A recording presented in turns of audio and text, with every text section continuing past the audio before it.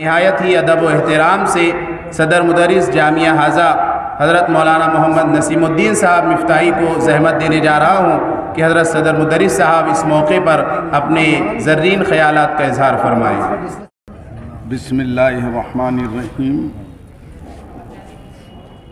الحمدللہ نحمدہ ونصلی علی رسولہ الکریم، اما بعد واعوذ باللہ من الشیطان الرجیم، بسم اللہ الرحمن الرحیم۔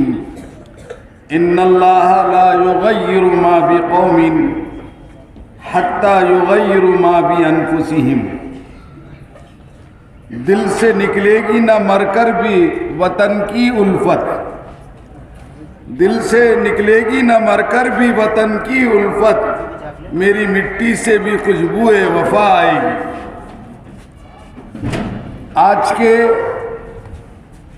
اس یوم جمہوریہ کے پروگرام کے روح رواں الحاج نیاز محمد صاحب ہمارے اساتذہ گرامی مفتی صاحب مولانا عبدالقدیر صاحب، علیم صاحب، کلیم صاحب، مولانا نوشاد صاحب، ناصر صاحب اور دیگر اساتذہ اور عزیز طلباء، آج کے اس پر رونق بزم میں میرا موضوع سخن 26 جنوری یوم جمہوریہ ہے۔ آج کے روز آپ ہندوستان کے جس کونے میں، جس گلی میں اور کوچے میں چلے جائیں گے، چاہے وہ شہر ہو، دیہات ہو، قصبہ ہو، گاؤں ہو، ہر جگہ، ہر سمت 26 جنوری یوم جمہوریہ کے نغمے سنائی دیں گے۔ کہیں سے شہیدان وطن کی داد و تحسین کی آوازیں آئیں گی تو کہیں سے یوم جمہوریہ کی خصوصیات کے نغمے سنائے جائیں گے۔ کسی سمت سے جمہوریت کے خون پر ماتم کنی کی صدا سنائی دے گی تو کسی جانب جمہوریت کے فوائد اور قواعد اور مدہوش کر دینے والے پر اثر نغموں کی گنگناہٹ سنائی دے گی۔ اب آپ کے دل میں یہ سوال پیدا ہوگا اور یہ خیال گردش کر رہا ہوگا کہ آخر جمہوریت کس چیز کا نام ہے اور یوم جمہوریہ کیا ہے، اور یوم جمہوریہ کا جشن کے دن یعنی 26 جنوری کو ہی کیوں منایا جاتا ہے؟ تو حضرات سامعین کرام، میں آپ کے سامنے ان سوالات کے جوابات اور انہی خیالات کے دفع کرنے کے لیے حاضر ہوا ہوں۔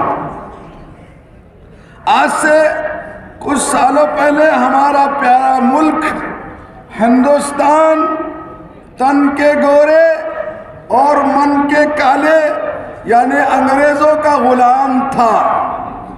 پورے ملک میں انگریزی نظام چلتا تھا۔ انگریزی پارلیمنٹ نے 1935 میں ایک دستور نامہ تیار کیا اور پورے ملک میں اس کو نافذ کیا۔ اسی دستور کے مطابق آزادی ہند تک عمل درآمد ہوتا رہا، لیکن جب ہمارا پیارا ملک ہندوستان 1947 میں انگریز ظالم کے پنجے سے آزاد ہوا اور ہمارے بزرگوں کے خواب کی تکمیل ہوئی اور علماء کرام اور مجاہدین وطن کے بہنے والے خون کی آہوازاری رنگ لائی، تب یہ ملک آزاد ملکوں میں شمار کیا جانے لگا۔ اور وہ قوانین جو اب تک چلے آ رہے تھے وہ چونکہ ہندوستان مخالف تھے اور اس پر عمل درآمد ہونا ایک ہندوستانی کے لیے ناممکن اور باعث ذلت تھا۔ اس لیے ضرورت پڑی کہ کچھ ایسے قوانین اور ضوابط بنائے جائیں جو ہندوستانی کے لیے ممکن العمل ہو۔ چنانچہ اس ضرورت کی تکمیل کے لیے پارلیمانی انتخاب الیکشن کیا گیا۔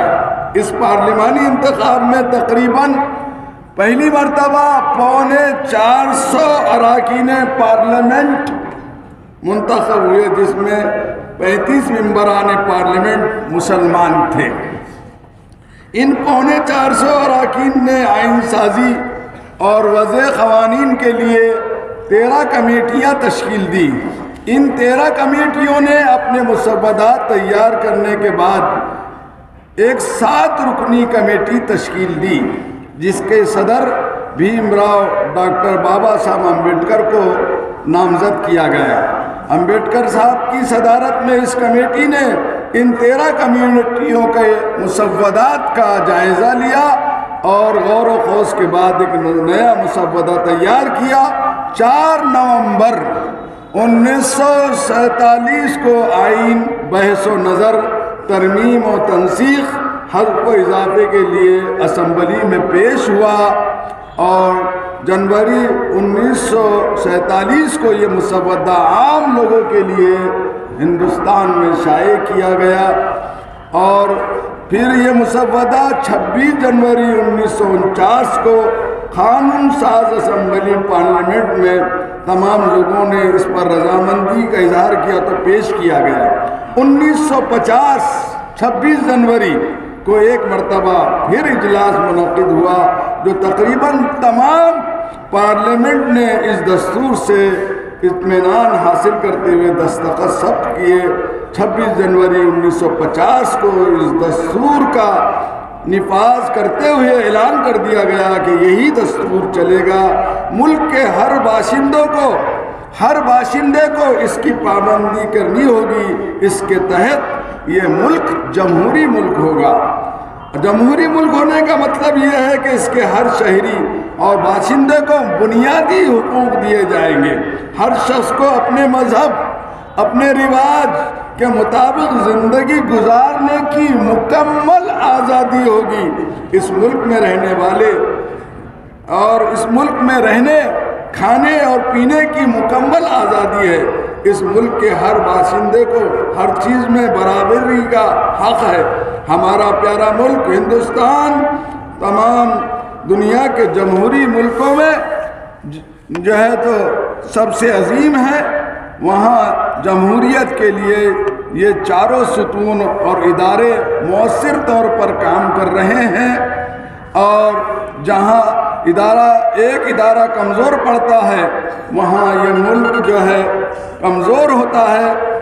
چاروں چیزیں ہیں: سرکار اپنی ذمہ داری نبھائے، عدلیہ اپنا فرض منصبی ادا کرے، اراکین پارلیمنٹ ملک کی ترقی کے فکرے کرے، اور میڈیا اپنے منصب کا خیال کرتے ہوئے اپنی ذمہ داری نبھائے۔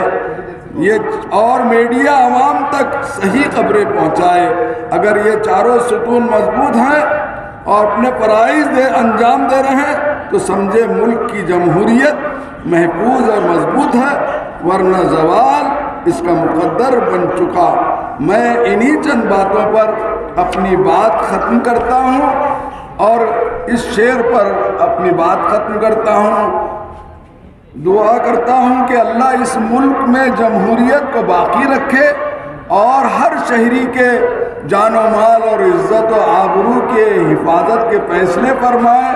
تعلیم اور ہر میدان میں اس ملک کے ہر شہری کو ترقی عطا فرمائے۔ آخر میں کہا کسی نے کہ جب پڑا وقت گلستاں پہ تو خون ہم نے دیا، جب پڑا وقت گلستاں پہ تو خون ہم نے دیا، جب بہار آئی ہے، جب بہار آئی تو کہتے ہیں تیرا کام نہیں۔ اللہ تعالیٰ ہم سب کو اس ملک کی حفاظت اور تعلیم اور ترقی کے لیے کوشاں ہونے کی توفیق عطا فرمائے، اور اس جامعہ اسلامیہ کاشف العلوم کو اور اس کی شاخوں کو دین دگنی رات چوگنی ترقی عطا فرمائے، یہاں کے انتظامیہ اور اساتذہ اور کام کرنے والوں کے جو عمر میں، اولاد میں، زندگی میں برکتیں عطا فرمائیں، یہاں کے طلباء کو ملک کا بہترین سپاہی اور اسلام کا داعی بنائے، ملک و ملت کا پاسبہ بنائے، آمین۔ وآخر دعوانا الحمدللہ رب العالمین۔